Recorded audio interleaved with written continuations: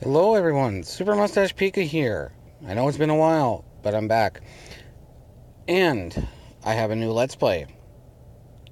If you can't guess yet, I played Dragon Quest III in my last Let's Play. We're going to continue the story with Dragon Quest. As you can tell, I am playing the Android iOS version. It's basically the same as the Super Famicom version. The only difference between this one and the NES version is this is like in Dragon Quest III for the Super Famicom and stuff like that, where you can find items hidden in pots and, you know, things are a little different. There's some changes in the game. I'll be pointing them out as I go through. I don't expect the playthrough for this game to be as long as the last one. Dragon Quest III took like 49 videos. I don't think this game will even be half that. But I'm just gonna set the music and the sound effects here. 4 should be good. But yes. Scion of the Bloodline, Erdrick, hero of legend. Long have I waited thy coming. This, I believe, takes about 100 years or so after the events of Dragon Quest III. I could be wrong. But there is a new threat, the Dragonlord. He did steal away the Sphere of Light, which is from the last game. Yes. So basically, we're on our own. We're by ourselves. It's not like in Dragon Quest III where we had 3 party members. We are on our own. We are by ourselves. Serve thee as well as any shield. May the goddess guide us. Yes. In this game too, well, first we open this one, find 120 gold coins. And in this chest, we find a torch. I'll be explaining the mechanics of this game as we go. And here we find a magic key. I'm going to explain right now. Well, first of all, we're going to talk with the Chancellor and find out about Princess Gwaelin. She has been kidnapped. So that is one of the subplots of this game. Well, we kind of need to do it anyways. Tarry a while longer. This guy is going to basically tell us about... He's going to give us some hints. He's going to tell us how to tap the menu icon and stuff like that. So you don't have to worry about this if you're playing the Super Famicom version or the NES version, but... So yeah, magic in the NES version, you'd have to go to the menu and click door. Magic keys are only a one-time use. And then also in this game, there's very limited inventory space, which was kind of difficult in the NES version. But in this version, there's actually, I think, in the town next to Tantegel, there's basically like a drop-off, like a safe. You know, like in the third game where you could drop off gold like a bank. So there are some differences. Right off the bat, we got 120 gold pieces. I am gonna actually, did a little test run of this to figure out. I'm gonna start off by buying. We have 120 gold. Most of the time they tell you want to buy like, you know, plain clothes and an oaken club and stuff. But no, we're gonna buy a bamboo pole, bamboo spear.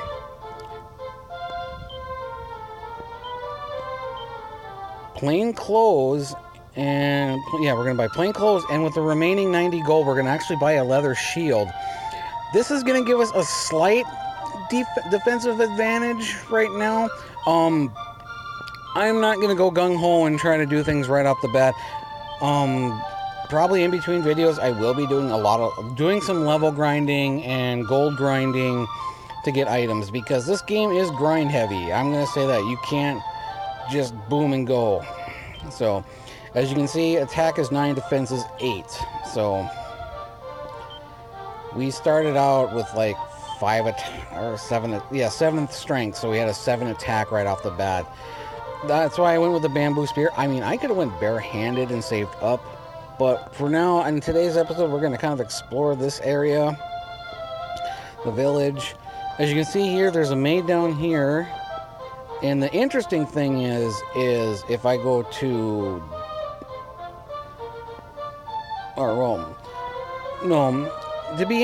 to find out, I just kind of goofed, because if I remember correctly, when you go to the bank and you deposit or withdraw an item, if you go to withdraw, I believe there's already a bamboo spear in there, so you basically save yourself 10 gold. But I think I'm going to reveal that here when I deposit. I'm going to deposit items, and I'm going to, yeah, see, there's a bamboo spear. I don't know if I bought 2 or if I just found that, but no.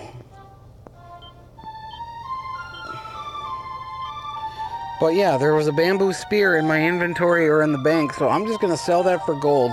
The Chimera Wing, I'm actually going to put in the bag. I should put in the bank because I don't need it right now. There is a return spell in this game, but you cannot. It's not like the other Dragon Quest games where you go from village to village. You can only go to the castle. You can only save at the castle. Well, there's the quick save feature, but yeah.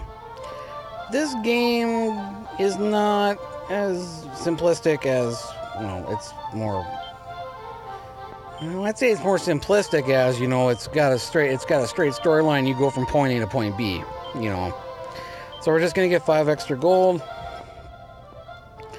And we can explore a little more. There's not really a lot of anyone to talk to. I'm going to check this guy's pot. Nothing. If you remember from the 3rd game, this was a little child saying that he was studying to figure out how to, remove curses. Well, now, it's apparently he passed that down, so now his family knows how to remove a curse.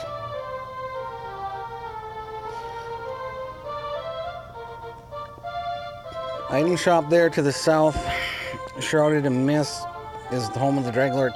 The Dragonlord's castle is the main area, is basically the end of the game. And then we basically are the bloodline of Erdrick, but we don't have any way to prove it. We have to get the Erdrick's token, but we're not going to be doing that for quite a while either. But yeah. Galen, if you remember from the 3rd game, Galen was the bard or whatever that had the lyre of heir. That's something to know. The soldier somehow collapsed in the corner here and telling us that the force tasked to rescue Princess Galen was overrun and defeated. Please forgive us. The king doesn't really mention anything. You can't go to the king and say, oh, by the way, they failed to rescue your daughter. But for right now, I think I'm just going to do some grinding here on screen, just so I can talk more about this game. A little history about me playing about this game with my life growing up. I got this game on the NES. If I remember correctly, it was a game, you could actually get the game with a subscription to Nintendo Power, I believe. That just shows you how far back, how old I am and far back I go. Because Nintendo Power doesn't even really exist anymore. I think there's no magazine anymore, I don't think. But yeah, we're just gonna walk around here. Yeah, Drakies, they can be kind of intimidating, but I'm watching my health. If we need to, we can go to the inn. But yeah, playing this game, I remember I didn't understand how this game really worked. So as a kid growing up, me and my siblings, my 2 brothers and my sister, we actually would watch my mom play this game. And interesting enough, when you pick the character's name, we actually used my sister's name just because that's just what we did. So it felt like we were all involved in playing in the game. I probably didn't I probably didn't play this game until I was about a preteen or teenager. And here we level up, strength +2.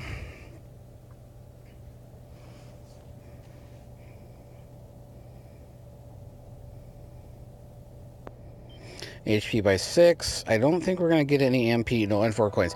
Yeah, it doesn't take long to level up. I think the max level in this game is 30? I'm not sure. I can't remember. I never got that high. Grinded for that high. But anyways. But yeah, I would play this game. I would watch my mom play this game, and my siblings, we would watch, and then we would play. And then I remember we at that time, we also got, by the time I was probably about when I was 8 or 9 is probably when I started playing, when I played this game, and didn't really beat it because I got confused, because I also somehow, I can't remember how I acquired it, but I actually have the little walkthrough for this. game on the NES. It's a booklet. It had like all the items and stuff, and had the walkthrough. The walkthrough though made you try to get through the game with minimum levels. Like, hey, this is how you can beat the game without having to grind. And it's like, yeah, I get to a point of the game where it's like, yeah, I'm level 18 and I'm in the final dungeon and I'm getting my ass kicked because I don't have high enough HP and there's no there's no spells to buff. You can't buff your defense or your strength or your... It's not like the second game and on where you get spells to buff your party and... I mean, there's spells in this game that are debuffs. I mean, you do learn how to... You can silence your enemies in this game. You can put them to sleep. You get 2 attack spells, 2 healing spells. Yeah, but I'm gonna go over more of that when it goes. But here I came back to the village. I have 26 gold.